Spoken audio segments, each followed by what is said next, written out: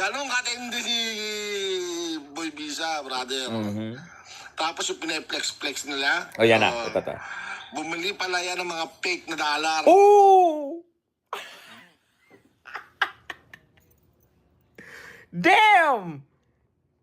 Eh sabi ko na peke yun eh.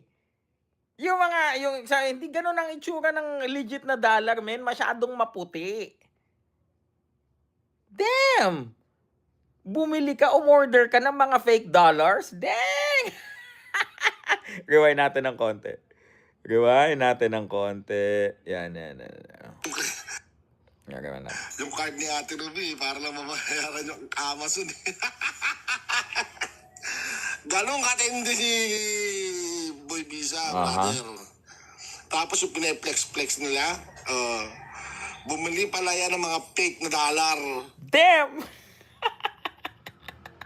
Bumili ng fake dollars para i-flex. Ibig mo sabihin, yung time na, kailan niya ba nilabas? Yun yung, siya yung nagtutour siya sa gawa niya ng, yun sa mga hukay-hukay niya.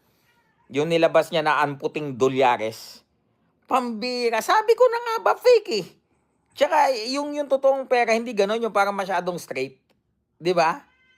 Oh, Jason, buhay ka pa? Fake money. Niloloko mo sarili mo, Jason. Oh, tuloy. Na pera. Hindi ko lang alam kung sa Shopee o sa Amerika. Parang sa Amerika, kasi galing sa Amerika yung fake money na dollar na pinopost-post niya. Grabe. Ito na yung sobrang nakakahiya at sobrang na part na to. Dahil nagpapanggap kang paldo, tapos ang pinopost mo, peking pera.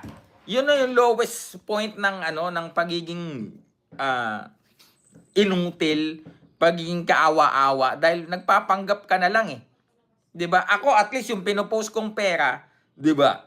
Yung piniplex ko, totoo. 'Di ba? Pinambili ko pa.